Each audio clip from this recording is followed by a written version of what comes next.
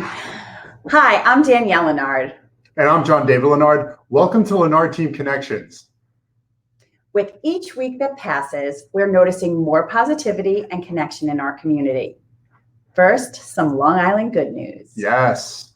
Haley Hurtado, a 15-year-old from Smithtown, is being hailed for saving her family when their home caught fire during the night of June 26th. Haley smelled smoke and alerted her father, allowing time for everyone to get out safely. You know, I read this article and they actually went on to say that the timing, that she didn't hesitate probably saved lives. That's awesome. So Haley was honored by the Smithtown Fire Department in a ceremony attended by... Good afternoon. As you've just heard, Haley displayed remarkable heroism in alerting her family of a fire in their house and then, without regard for her safety, assisting her grandmother in escaping the intensifying smoke and flames. If you search the term traits of a hero on the internet, there are literally hundreds of responses, many of which apply to Haley's actions. There are two in particular that struck me in regard to her actions. The first, courage. A hero is willing to face their fears and meet them head on. He or she is willing to make hard decisions, even when the likely outcome is grim. They are committed to a notion of what is right or just, and have determination to keep pushing forward no matter what. The second term is sacrifice. The hero is willing to give up their life. The hero is willing to face serious danger, which is likely to result in their own demise. In each instance, the odds of survival are slim, and the risk is taken for the well-being of others. Willing to face their fears, and the risk taken for the well-being of others. Haley, you're the personification of those words. Make no mistake, your actions on that night saved the lives of your family. On behalf of the Smithtown Fire Department, I'm privileged to present you with this plaque recognizing your actions, and it reads, presented to Haley Hurtado for her heroic actions in the early morning hours of June 26, 2020. Haley was awakened to the smell of smoke in her Smithtown home. Knowing fresh seconds count, she alerted her family, allowing for their safe evacuation. Way to go, Haley. Great job. Upon her the act of heroism. It's nice to know that someone can keep their head and save their family. So, I've got two thoughts on her. And, thought number one, just looking at her in this video, she's just like, she's so humble about it, she's like, smile, maybe a little bit embarrassed to be put on the spot. But yeah, definitely fits the description I considered of a hero. And the second thing is, one more thing about our community, the fact that they went through, they decided, what, we're going to honor her, we're going to have people come down. It speaks to our Smithtown Fire Department volunteers. Yeah, volunteer fire department honoring. Yeah, it just makes me, one more reason, even in the midst of possible tragedy and them losing, if not their entire house, a portion of their home, just come together. And Smithtown Children's Foundation, they're going to be there for them as well. Exactly. And this is another one of those areas where they just make sure that people are taken care of with the last minute. When you have a fire, you lose everything a lot of times. And, the foundation oftentimes is there the next day with backpacks and just... They're like our local Red Cross. Yeah, they fit all needs. They do amazing work. But anyway, so way to go, Haley. Look, the pandemic has spurred a lot of volunteerism, and at the Five Towns Community Center, where hundreds of families are benefiting from the work shared between Gammy's Pantry and Long Island Cares.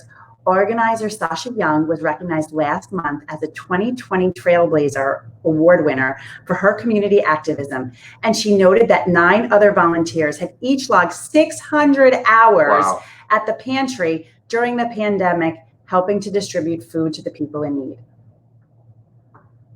Yeah. You have to remember, people are still suffering in all of this. So that to have people out there getting food, that's a huge amount of hours. Yeah, absolutely. So after years of rejection, family and financial struggles, and wake-ups before dawn to work a sanitation job, 24-year-old Rayhan Staten was thrilled to learn that he was accepted to Harvard Law School. Rayhan told the Today Show that Quote, if you put in the effort and work and you stay committed, things will fall into place. A GoFundMe page to help pay for Staten's law school expenses has raised over $170,000. Oh my gosh. Shows you all things are possible. You know what else that reminds me of? Do you ever see the video on YouTube of Ashton Kutcher, his acceptance speech for the Nickelodeon Kids Choice Awards? It goes back 2015 or something. Yeah, a while ago. Right. So he has reached the pinnacle of, stardom, if you will. And his speech is to kids, teenagers. Mm-hmm. And to this day, I find it inspiring. And this reminds me kind of that, because in his acceptance speech, he didn't talk about, it was a meteoric rise and it was destined to be a star. Right. He talked about the hard work, whatever job he was doing, whether it was McDonald's, mowing lawns, Mm-hmm. he did it to the best Mm-hmm. of his ability Mm-hmm. and didn't complain and didn't think he was too good for it. Yeah. And that's just in our community. And I try to tell our kids, Mm-hmm. our own kids, Mm-hmm. whatever you're going to do it great, do a great job, and good will come from it. Yeah, well, we were raised with the motto, if you're not going to do it right, don't do it at all. True. So do it right. Hey, just like we're trying to do this right. We're trying. If you have a good news story, share in the comments below. We may feature it in an upcoming episode. Hey, yes, we'd love to hear from you. Any good news that you hear that we haven't, share it. We'd love to share it with the community.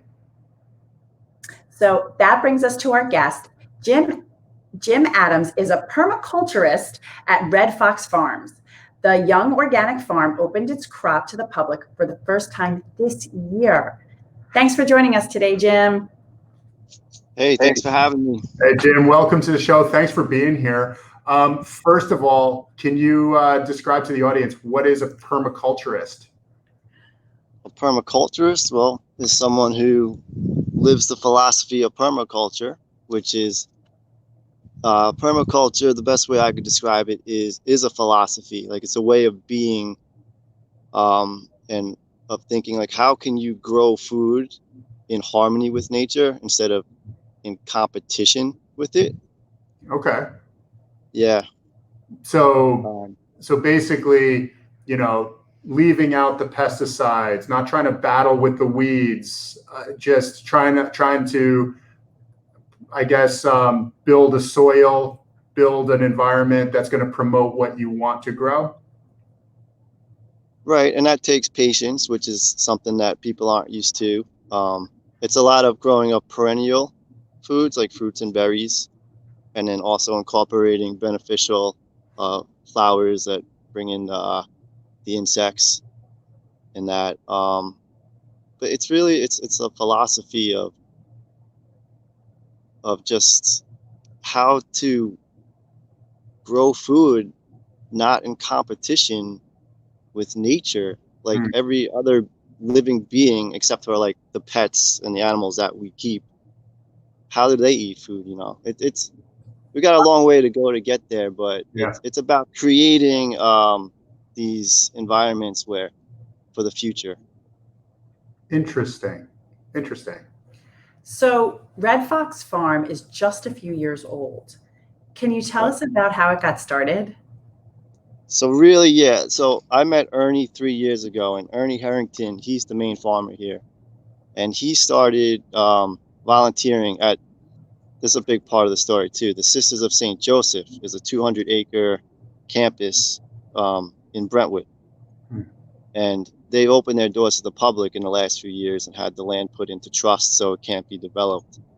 So Ernie in the last 15 years has been volunteering at the barn and helping with the community gardens and that. But then when they decided to open up 30 acres to other farmers, which there's 7 farms here as well.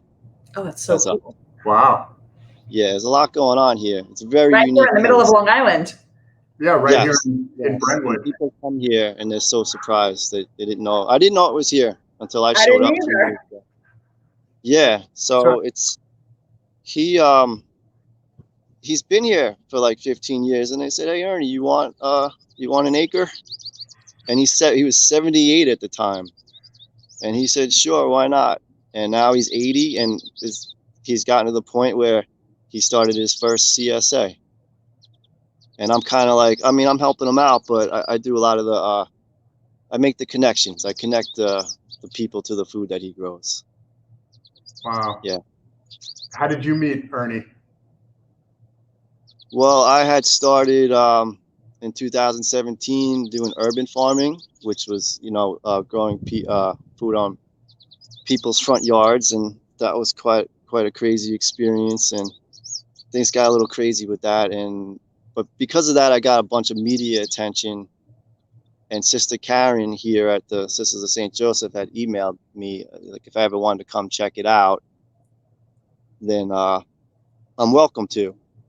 And so that's one day I just showed up here, and she took me around, and she introduced me to Ernie, and Ernie had an acre and a quarter, which was a little too much for him to handle. So he was like, yeah, he gave me a quarter acre so I could start practicing my permaculture food forest. That is so cool. Yeah. So how has working with Ernie Herrington inspired you? And for those who don't know, tell us a little bit about Ernie, because he's really interesting. It's all about Ernie. Like, Ernie's 80 years old, like I mentioned. So, I mean, just imagine he's out here every day at 6 in the morning until at least 4 o'clock in the afternoon. And I guess, the most inspiring thing is he just never stops. He just keeps on moving, and he every day he's creating. So he's always in action. He hasn't like given up. He hasn't got sucked into the culture. He's just out here creating, which is so important for people's livelihoods, and he's got more energy than I do. I love how you have this really cool documentary, and that people can check out. We can put the link below. Yeah. But how you said he's 80 and he's stronger than you. He is. I mean, I always say strength has always been one of my weaknesses, but because I'm not. But whatever, that's a bad joke. Well, now But farming, I'm sure will change that. And I'd like to understand, Jim, a little bit about your journey. What brought you to farming or urban farming, permaculture? What put you on the path to this? Because I think this is really fascinating. Right. Well, it had a lot to do with me being unhappy. Around the time it was 2013. I've been always working, doing a job in the swimming pool industry, and I just always, it never felt right. Like I felt like I had to be doing something. I'm not here to do that, and I really can't explain it. But around that time, it just, this shift was coming through me, and I sought help. I spoke to a life coach. He helped me out with just what I was dealing with. And I just feel up to this point, like we're here to help people. We're not here to work meaningless jobs. Yeah. No. And even though like I may look bad to some people because I'm not getting in line and doing what everyone thinks I should be doing, but at the same time, I'm trying to create something that I can leave behind for future generations. Yeah. And I really can't explain it. I'm just, every day I wake up and it's I'm like, it's like intuition or something just tells me that I'm on the right path. So I can't stop. Yeah. And again, I mean, we talk to a lot of people on the show, and just things like this really do inspire us and inspire the people watching. So like I said, this is the part of the story, because there's so much I want to ask and talk about, but just following your truth. Mm-hmm. And not really worrying so much what people may think about you or how they might judge you, just knowing that you are living your truth and in a principle towards something that is good, something that is right. Does that sound like a pretty good understanding? Yeah, but I will say it hasn't been easy. Like I have cared about what people think, and it's only till more recently, even in the last few months, where I'm really starting to like enjoy my weirdness. Like I like, yeah, No, we're laughing. We're laughing because we're like similar. Because we're weird. yeah, Like, we're weird people, man. We that's what we do, but we still are really good at what we do. So nice. Yeah, we love what we do, and it's all, like you said, it's all about helping people. And I mean, I remember you said a life coach. We have a real estate coach, and one of our early real estate coaches quoted Zig Ziglar, and I'm totally going to butcher the actual quote, but the gist of it is, if you help enough other people get what they want, you'll be taken care of. You'll get what you You'll want. get what you want. And I have to be honest, in my 20s, that kind of confused me. But in my 40s now, it makes a lot of sense. Like, you know, as I've gotten older, it makes more and more and more sense. Yeah. And that's that similar philosophy that we live by. Yeah. So my next thing that I'm really curious to ask you about, how have you transformed, like as far as your philosophies or how you've lived your life and your understanding of maybe humans and society and our connections to nature? Has that, like, from when you were working swimming pools to now having your hands in the soil, do you have a new perspective on that? Yeah, totally. I mean, back in the day when I was a big drinker too, I drank every day for 20 something years. And I like to say, like, with that, like, I was in the clouds, like I was in a fog. I was in the rat race, and I wasn't paying attention to what was going on, I guess. I was like in the Matrix or whatever. So, Yeah. but since I started this in the last 3 years, it's really come to mind how crazy it is people are with food, like how disconnected we are to food, and how strange it is. It's funny. Like, we have cartoon characters all over our food, and I've had this thought too, to be honest. It's and that's part of my weirdness, like, to talk about this stuff, because it sounds, but I'm finding more and more people starting to get it too. Yeah. No, it's like us yeah. too. So yeah, and again, like, we having a different perspective is, and opening up people to our community at large to maybe start considering these things, because we talk about it at the dinner table ourselves, that, you know, when you go into the supermarket, do you just see a piece of steak, or do you see the animal that it was a part of, or do you see the vegetables, or understand that there was a whole supply chain that had to bring that vegetable, and it had to survive the trek and all that stuff to get to your plate? And then even the difference between conventional and organic. Right. You know, people don't realize, like, more and more and more people are understanding, but I'm really glad to have you on to help people understand that. Yeah, or even just to start following you. Are you do you use social media? Are you on Instagram much for people to follow what you're doing?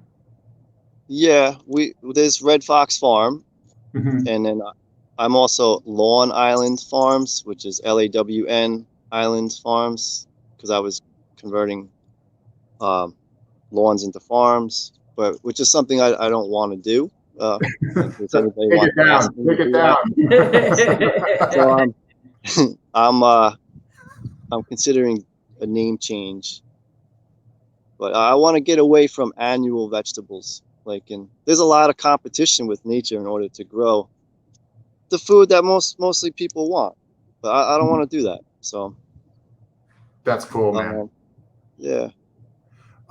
Yeah, I'd love to learn more about, you know, your approach going forward as well. And this year you've done a CSA. We kind of mentioned that before. How's that going, and what are the different CSA options for people? Well, if anyone doesn't know what a CSA is, it's you pay upfront for the season, and it's like about 22 weeks from June to November, and you can pick up either every week or every other week. So every week is $650, and every other week is $325. You get the same amount of food. And yeah, it's just whatever is growing. Like right now, there's a lot. It's the most abundant time of the year. But So what's in the box this week? Do you know offhand or? zucchini, cucumbers, lettuce. We got fennel, beets, carrots, onions, kale, chard, broccoli. There's more. Just So radishes. They're all coming too.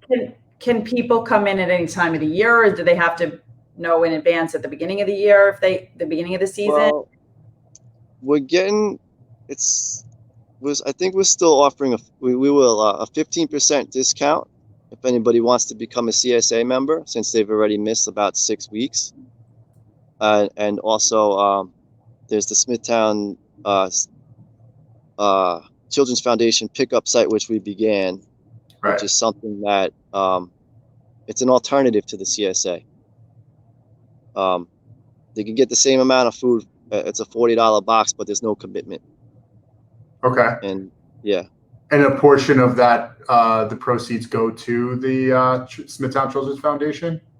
That's right. And it's a pickup site at the Watermill Inn Catering on 347. Yeah. So that's the Smithtown Children's Foundation Farm to Trunk program. That's right. I like the name even. I like it. Yeah, you're very clever with your names. That was them. We're very grateful to be working with them. I mean, they came up with the whole thing, and so they partnered with us, and it's been very successful so far. All right, I've got. I hope this is relevant to enough people out there, because I've got a question for you that's a little bit selfish. With the increase in people having backyard chickens, I have backyard chickens myself. Nice. Currently, people are also, and so whether they have chickens or not, a lot of people this year are battling things like poison ivy. Right. Do you have an organic methodology that to confront this? Do you see it on your farms, or is this just not something that you are? Poison ivy? Yeah, poison ivy and things like that are invasive. I have poison ivy, so Me too. Yeah, we got some pine trees in the background, which we're going to be able to convert and grow some blueberries under there. But right now there's a lot of poison ivy. So the agronomist who works here, she advised me to keep mowing it. Really? I don't want to use any pesticides in that. I don't either. That's why I mentioned the chickens first, is because, I mean, not only do I not want to put any chemicals into my yard, it's especially true that I don't want to be harming both my chickens, my dog, my children, and be eating the eggs, right? So an extra special amount of motivation for this. So I wouldn't think I don't know for sure, but I don't think the chickens would be allergic to it. No, I mean, as far as like eradicating the using chemicals to eradicate have the chickens remove the poison ivy to eat it up. I wish they ate poison ivy. They don't eat it, or not enough. I mean, this seems like a crazy we keep getting it. I don't. Yeah, that's a tough one, poison ivy. All right. I'm interested. Do you have anything that you would like to share that you want people to understand, that you feel like maybe is misunderstood about agriculture, especially you're right here in Brentwood, right? People think farms elsewhere, upstate, but right here in Brentwood, I think that's remarkable. Is there anything else like that, or anything else or that you want people to understand what you're doing? I'm not sure. I don't know if people understand that only 1% of our food is grown locally, and that's been my main thing, is trying to bring that to awareness, that we're so disconnected to our food source, and I just think it's going to take time for people to get that, Yeah. If people from the community reached out to you because they wanted to see what you were doing, would you be open to that?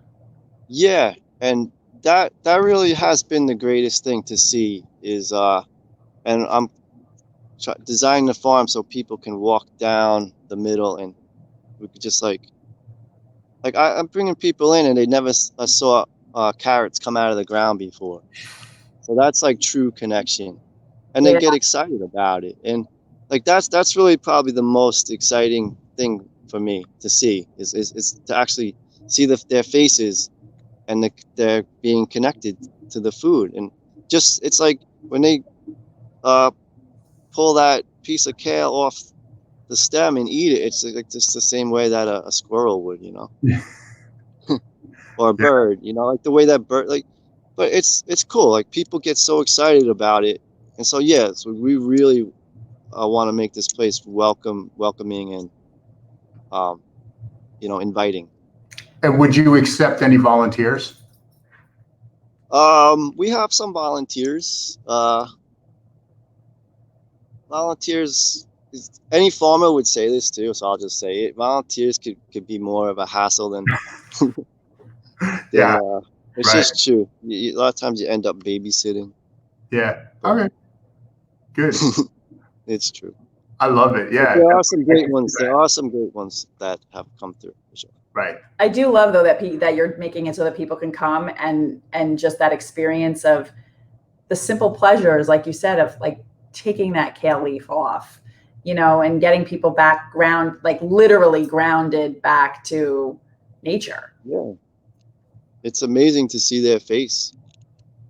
Yeah, and I have a couple of pawpaw trees, which I'm excited about, and that's it's actually the largest fruit native to North America, and it tastes like a tropical fruit, like banana, mango-y, and in about 2 years I'll have fruit, but that's something that people have been disconnected to because it doesn't look like it doesn't look good on the shelf, like bruises easily.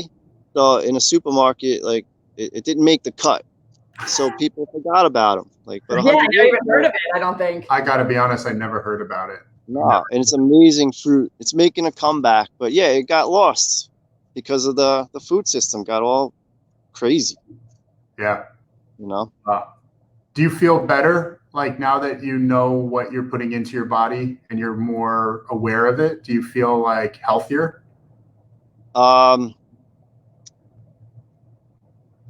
I'm here, I do a lot of that, you know, foraging or whatever, eating it. But to be really honest, I am a sugar addict. I'm definitely part of the food system. I'm in it too. If only 1% of the food is grown locally, yeah, I work on a farm too, but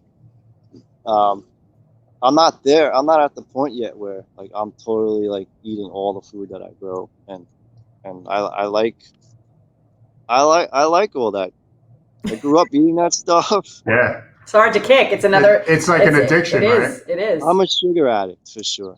I'm a sugar addict, but I've been working on it, and yeah, I do feel best when. I mean, it is. There's nothing more amazing than when you pull a carrot out of the ground, or you just pick a tomato, and it's the tomato's like it's like you're eating the sun's energy. Like you feel it because it's in there. You just it was taking the energy from its roots, you know, keeping it like, and now you're just putting it straight away into your body, and it didn't travel thousands of miles, and it's dead by the time it gets to you, you know.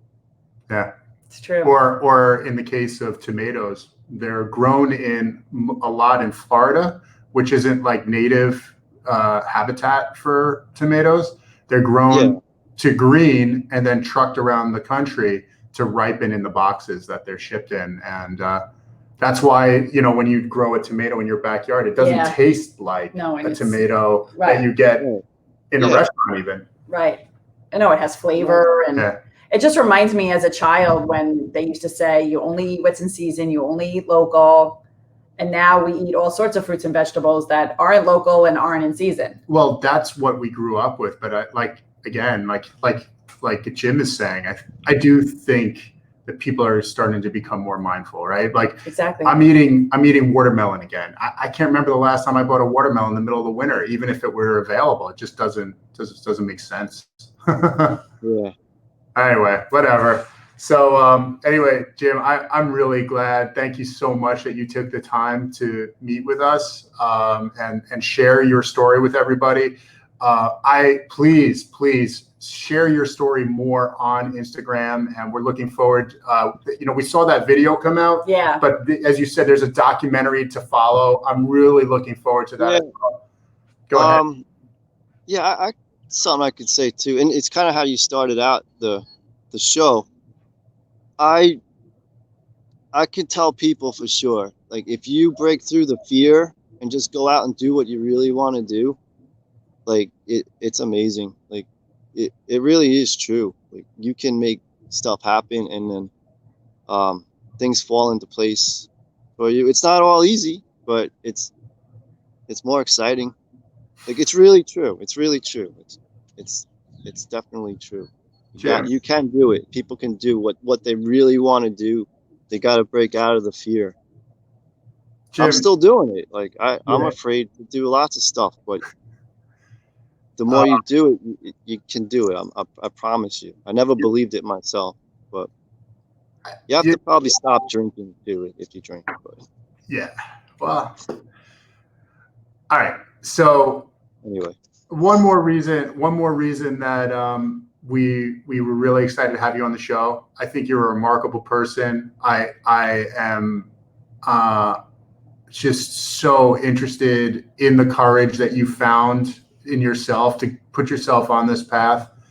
I really wish you all the best, and I would love for you. I'd love to revisit this and come back in a year or two or whatever, maybe Come 5 back years, in person. or maybe in person. Yeah, when we can actually. I want to see a pawpaw tree. Yeah, me too. yeah, you guys anyone is welcome to come here. And yeah, this place is gonna keep changing every year. So Well, yeah. I think you're definitely going to come up again and again. You're going to enter the consciousness, and I think you're going to. You already are entering the consciousness of this area, and certainly. And you're gonna the path that you're on. I can see it already. Having this conversation with you, that goal of changing people's minds, you're going to do it. I know it. So thank you. I really appreciate you sharing your story with us today. Thank you so much. Yeah, again, we are inspired. Thank you so much for joining us on Lenard Team Connections today. We really are inspired by everything you're doing, and we can't wait to see where this leads, as my brother said.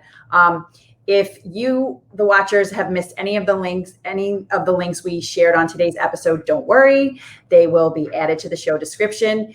Maybe Jim might want to add a picture of a pawpaw tree in the comments, but we're going to be keeping track of the comments. So please, anybody, if you have any questions for him, go ahead and ask them at a future time.